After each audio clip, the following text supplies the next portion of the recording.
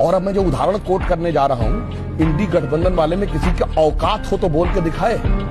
जहां दवा काम नहीं करती है वहां पे धार्मिक चमत्कार से वो ठीक हो जाता है। मदर टेरेसा को सेंटहुड इस आधार पर मिला है कि 2 लोगों की बीमारी बगैर ट्रीटमेंट के उनकी आत्मा ने प्रार्थना से ठीक कर दी। अब बताइए, अस्पताल ऊपर है या प्रार्थना ऊपर है? अब अस्पताल क्यों? क्योंकि मदर टेरेसा की जब खुद वार्ड लगी, खुद उनकी हालत खराब हुई, हेल्थ खराब हुई, तो वो दिल्ली में एम्स दिल्ली में दाखिला ले लिया भाई, हर उस बड़े नेता की तरह, हर उस बड़े बाबा की तरह जो दुनिया को झाड़ फूंक, जादू टोना, तंत्र टोटका, प्रार्थना से ठीक करता है। और जैसे ही इन लोगों की खुद की वार्ड लगती है, ये लोग आपको एम्स दिल्ली में best surgeon, best physician, best facility के इर्द गिर्द नजर आते हैं। प्याज पॉकेट में रखो, कुछ नहीं होने वाला। You don't have to worry about heat as long as you have this. दुनिया को अकल दी जा रही है कि टोटका कर लो तो तुम्हें लू नहीं लगे। तुम्हें लगता है कि इस व्यक्ति को जब लू लगेगी तो ये कहाँ पर नजर आएगा? सबसे बेहतरीन हॉस्पिटल्स में, सबसे बेहतरीन डॉक्टर्स के इर्द गिर्द। लेकिन इनका देखा देखी जो पीछे लोग धूप में चल रहे हैं, उनमें से किसी व्यक्ति को, उसके बच्चे को लू लग जाएगी तो उसका बच्चा डायरिया से मरेगा। मदर टेरेसा को सेंटहुड इस आधार पर मिला है कि 2 लोगों की बीमारी बगैर ट्रीटमेंट के उनकी आत्मा ने प्रार्थना से ठीक कर दी। नोबेल कमेटी वालों को तो ये नहीं लगता है कि उन्होंने जादू से ठीक कर दिया तो इनको नोबेल प्राइज दे देते हैं, वरना तो हमारे पीसी सरकार को ज्यादा नोबेल प्राइज मिल जाते। बहरहाल, अगर आज तक तुमको लगता था कि मदर टेरेसा बहुत ही ज्यादा दयालु इंसान है, उनको नोबेल प्राइज मिला है, पीस प्राइज मिला है, ह्यूमैनिटी के ऊपर अत्याचारों को रोकने के लिए, ह्यूमैनिटी के ऊपर, ह्यूमैनिटीज़ को बचाने के लिए।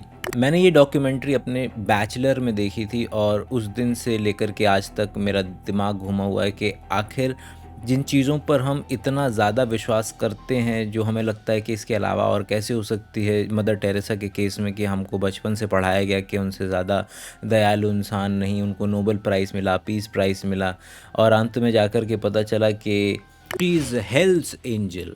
और ये इस डॉक्यूमेंट्री का नाम भी है। ये डॉक्यूमेंट्री क्रिस्टोफर हिचिंस ने ही होस्ट की है और उनकी किताब द मिशनरी पोजीशन के ऊपर ये बेस्ड है। आज अपन दो हाथ करेंगे सुधांशु त्रिवेदी जी के साथ। आप में से कितने लोगों को ये पता है कि आप जो आज खाना खाते हैं वो बोन मैरो में कितने दिन में पहुंचता है? 40 दिन। Okay, consider this particular plot कि मुझे किसी व्यक्ति को मारना है, लेकिन मेरे पास जो जहर है वो किसी व्यक्ति के बोन मैरो में ही एक्ट कर सकता है। तो इसका मतलब है कि अगर खाना 40 दिनों के बाद बोन मैरो में पहुंचता है तो इस व्यक्ति को मुझे मारने के लिए 40 दिन पहले जहर देना पड़ेगा, क्योंकि अल्टीमेटली तभी तो वो जहर इसके बोन मैरो में पहुँच पाएगा और इसको मार पाएगा।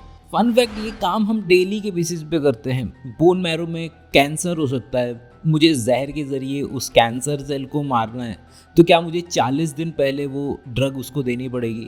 किसी को बोन मैरो के अंदर में अगर इन्फेक्शन है और मुझे एक एंटीबायोटिक पहुंचानी है, तो क्या मुझे 40 दिन लगेंगे उस एंटीबायोटिक को उसके बोन मैरो में पहुंचने के लिए? क्योंकि खाने को तो 40 दिन लग रहे हैं। यहाँ तक कि कैंसर सेल को डिटेक्ट करने के लिए भी मुझे व्यक्ति को एक खास तरीके की चीनी खिलानी पड़ती है ताकि मैं उसका पेट स्कैन कर सकूँ, और वो चीनी धीरे धीरे जाएगी उसके बोन मैरो में और चमकेगी स्कैन के ऊपर में, जिससे मुझे पता चलेगा कि इस व्यक्ति को एक्चुअल में कैंसर है कि नहीं है। और इसके लिए आपको 40 दिन हॉस्पिटल में रुकने की जरूरत नहीं है। जो 40 दिन पहले आपने खाया था वो आज आपकी बोन मैरो में, आपको तो पता भी नहीं 40 दिन पहले आपने क्या खाया था। तो आपको भले ही ना ध्यान हो कि हमने पूर्व जन्म में क्या किया है, परंतु वो आपके साथ है। ओके, एक अच्छा साइंस कम्युनिकेटर केवल ये नहीं बताता कि ये गलत क्यों है, ये भी बताता है कि ये आ कहाँ से रहा है ख्याल। ये आयुर्वेद का सप्त धातु सिद्धांत है।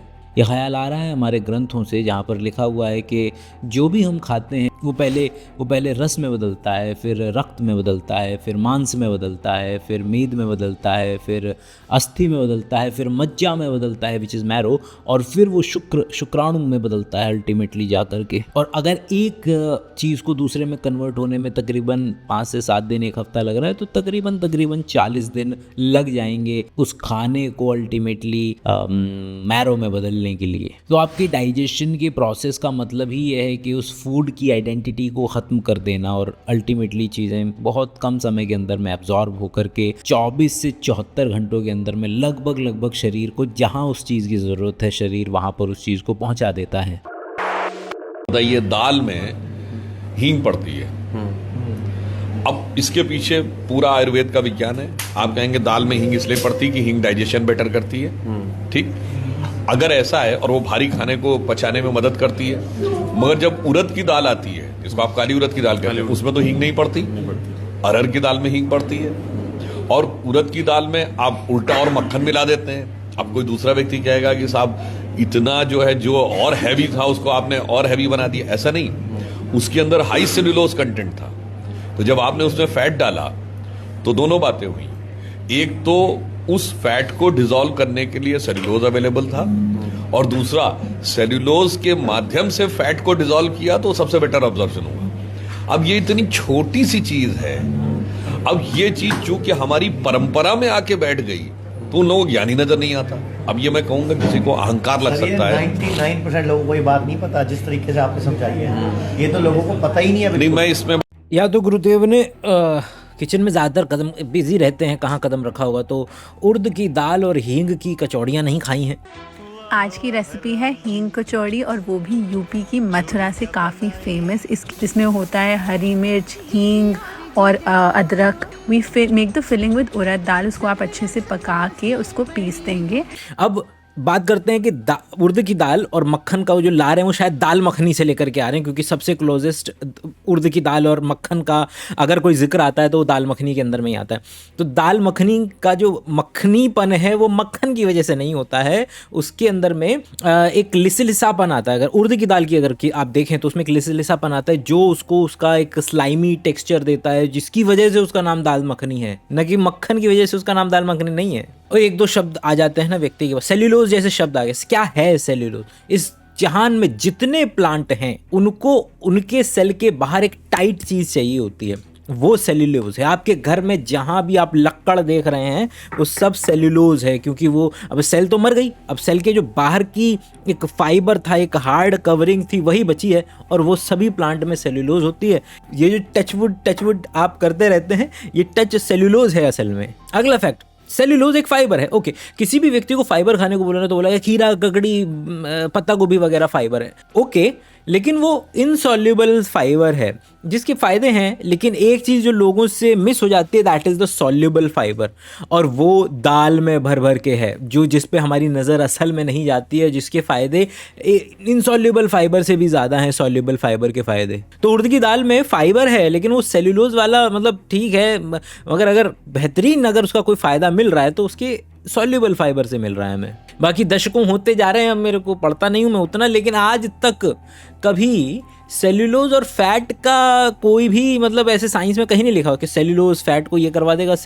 दोनों मतलब क्या बोलें कि अगर सेल्यूलोज की बात करें तो सेल्यूलोज का कोई डाइजेशन नहीं होता हमारे शरीर के अंदर में, हम जैसा सेल्यूलोज खाते हैं वैसा निकाल देते हैं। सेल्यूलोज ओवरऑल डाइजेशन के प्रोसेस को स्लो एंड स्टेडी बनाता है, तो रोबस्ट कर देता है ओवरऑल प्रोसेस को। अगर आप थोड़ा सा ध्यान दें तो जो भी चीज़ें, राजमा, उड़द की दाल, छोले, थोड़ा सा कम बीन्स वाली जो चीज़ें होती हैं, लोगों को उसको खा करके वो ज़्यादा फार्ट ज़्यादा करते हैं कंपैरेटिवली। तो असल में जैसे सेल्यूलोज का अगर वो जिक्र कर रहे हैं तो सेल्यूलोज शुगर का, ग्लूकोज का ही एक पॉलीमर है, लेकिन उसको हम डाइजेस्ट कुछ नहीं करते हैं। और कुछ ऐसे फाइबर राजमा और उड़द की दाल वगैरह में होते हैं जो कि इस्तेमाल करते हैं हमारे पेट के बैक्टीरिया, और उनकी पार्टी हो गई है, और वो जब पार्टी करते हैं तो वो गैस बनाते हैं। तो उसकी वजह से ये आपको यूनानिमसली दिखेगा कि लोगों को राजमा जो है वो गैस कर देता है, और उड़द की दाल भी उसी पर्टिकुलर कैटेगरी में आ सकती है।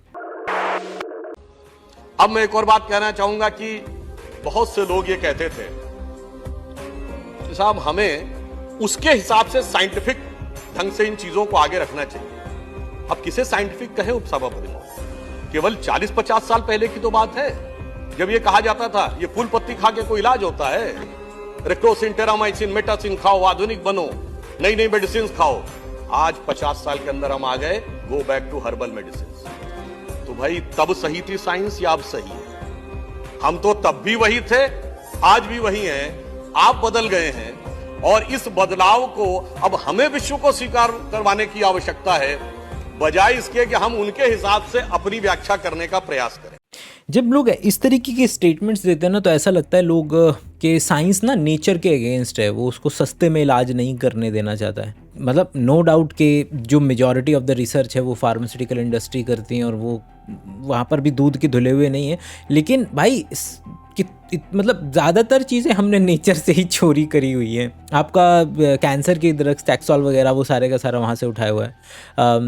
हम 11वीं 12वीं के बच्चों को पूरी की पूरी लिस्ट पढ़ाते हैं भाई कि ये बैक्टीरिया मिट्टी में था, इससे ये पर्टिकुलर मॉलिक्यूल मिला, उससे हार्ट की ब्लॉकेज खुलती है, हमने वहाँ पर इस्तेमाल कर लिया। ये जो जोंक है वो आपका एक मॉलिक्यूल निकालती है जिससे कि खून जमता नहीं है, तो फिर उसका इस्तेमाल हमने यहाँ पर कर लिया। हमने हर जगह से मलेरिया के इलाज से लेकर के नेचर को तो हमने हमेशा से उठाया हुआ है। It is about specificity. मैं पहले भी दोहरा चुका हूँ लेकिन ये धंधा है तो मेरे को बार बार दोहराना पड़ेगा। सुनिए, आपको एक प्लम्बर की ज़रूरत है। एक कमरा है जिसमें केवल और केवल प्लम्बर भरे हुए हैं और आपको अलाउड है कि आप केवल और केवल दरवाज़ा खोलेंगे, हाथ डालेंगे, एक बंदे को बाहर निकालेंगे। और दूसरा कमरा है, उसके अंदर में प्लम्बर है, इलेक्ट्रीशियन है, माली है, खाना बनाने वाला है, बहुत सारे लोग हैं और प्लम्बर भी है। यहाँ पर भी आपको अलाउड है कि दरवाज़ा खोलिए, हाथ अंदर डालिए और एक बंदे को बाहर निकाल लीजिए। आपको अगर चूज़ करने को बोलूँ तो कौन सा चूज़ करेंगे? आप बोलेंगे अरे उसमें भाई जिसमें केवल प्लम्बर है उसको दो मुझे। तो बस यही अंतर है, जब किसी पेड़ की छाल से मान लीजिए सर दर्द कम होता था तो उस पेड़ की छाल में 500 मॉलिक्यूल्स हैं, उसके अंदर में प्लम्बर भी है, इलेक्ट्रीशियन भी है, फलाना भी है, ढिकाना भी है। एक कंपनी आती है जो आइडेंटिफाई करती है कि ओके फाइन, ये मॉलिक्यूल है, इसको हम डिस्प्रिन का नाम देते हैं और ये वो मॉलिक्यूल है जो कि लोगों के सर दर्द में आराम देगा, इसका हम एक कमरा बना देते हैं, दैट इज़ द डिस्प्रिन की गोली। So the actual difference between so called herbal medicine and modern medicine would be कि आपको यहाँ पर स्पेसिफिसिटी नहीं है, चीज़ें स्पेसिफिकली पता नहीं है। यहाँ पर आपको पता है कि क्या चीज़ क्या काम करती है और वो हो सकता है यहीं से उधार लेकर के आए हों, इनको बस पैसा कमाना है भाई, ये ले आएंगे, बस वो काम करना चाहिए वो चीज़। वैसे तो डिपेंड करता है कि साइंस क्या है, वो अलग अलग बच्चों को अलग अलग तरीके सिखाएंगे कि, मगर अभी हम डिस्कस करते हैं डेविड डॉइच की idea, the idea of good explanation. किसी भी फिनोमेना को अगर हम समझना चाहते हैं तो we try to come up with good explanation. David Deutsch इसको गुड एक्सप्लेनेशन का कॉन्सेप्ट बोलते हैं। एक अच्छी explanation is very hard to vary. अगर मैं कल को आपको बोलता हूँ कि अदरक की गांठ या हल्दी की गांठ खाने से कैंसर सही होता है और किसी का कैंसर नहीं सही होता है, तो फिर बोलेंगे कि आपने इतनी नहीं खाई, आपने उतनी नहीं खाई, आपको इतने बजे खानी थी, आपको उतने बजे खानी थी। तो ये क्या हो रहा है, यहाँ पर आपकी जो एक्सप्लेनेशन है वो वेरी कर रही है। It means that this explanation is not a good explanation. और पूरी की पूरी किताब द बिगिनिंग ऑफ इन्फिनिटी, जिसमें वो इस जो कार्ल पॉपर के जो आइडियाज़ हैं उनको एक कदम आगे ले जाते हुए नज़र आते हैं। दूसरी चीज़ जो लोग हमेशा से बोलते हैं हर्बल के इसके साइड इफ़ेक्ट नहीं है। द डिफरेंस बिटवीन कि हर्बल के साइड इफ़ेक्ट इसलिए नहीं है क्योंकि किसी ने बैठ करके पता ही नहीं किया कि कितने अमाउंट पे कितनी चीज़ किसको क्या नुकसान करेगी, जबकि डिस्प्रिन की कितनी गोलियां खाई जाएं एक दिन के अंदर में कि वो लिवर पर ये नुकसान करेगी, ये हमें पता है। इसलिए आप कह सकते हैं कि ये मॉडर्न मेडिसिन वाली नुकसान कर रही है और आप कह सकते हैं कि हर्बल वाली नुकसान नहीं कर रही है। और इसी स्टेटमेंट का ऑपोजिट भी ट्रू है कि जब लोग बोलते हैं कि बिकॉज इट्स नेचुरल ये नुकसान नहीं करेगी, जबकि नेचर के अंदर में ऑलमोस्ट हर चीज़ आपको नुकसान करने के लिए तैयार है। बेस्ट एग्जांपल, आप सड़क पे चलते हुए किसी भी जानवर को, गाय, भेड़, बकरी, जिराफ, हाथी, किसी को भी उसका मांस वाला पार्ट खा सकते हैं, उसके डाइजेस्टिव सिस्टम को छोड़ दीजिएगा, संभावना रहेगी आपको एनर्जी भी मिलेगी और आप मरेंगे भी नहीं। लेकिन इस दुनिया में जितने भी प्लांट हैं उसमें से बहुत चंद मुट्ठी भर प्लांट ऐसे हैं जिसको हम कंज्यूम कर सकते हैं, खा सकते हैं, वरना ज़्यादातर प्लांट के पास ऐसे मॉलिक्यूल्स हैं जो हमें नुकसान कर देंगे, क्योंकि वो ऐसे मॉलिक्यूल बना रहे हैं अपने आप को बचाए रखने के लिए, ज़िंदा रखने के लिए, क्योंकि जानवर तो भाग जाएगा ना, प्लांट नहीं भाग सकता, तो वो ऐसे मॉलिक्यूल बनाता है जिससे कि वो ज़िंदा रह सके। इसलिए ज़्यादातर प्लांट, ज़्यादातर फंगस खाने के लायक नहीं है, बहुत कम हैं ऐसे जो खाने के लायक हैं। तो ये स्टेटमेंट कहना कि नेचर की कोई भी बनी हुई चीज़ें हमें नुकसान नहीं करती, बिल्कुल गलत स्टेटमेंट हो जाएगा।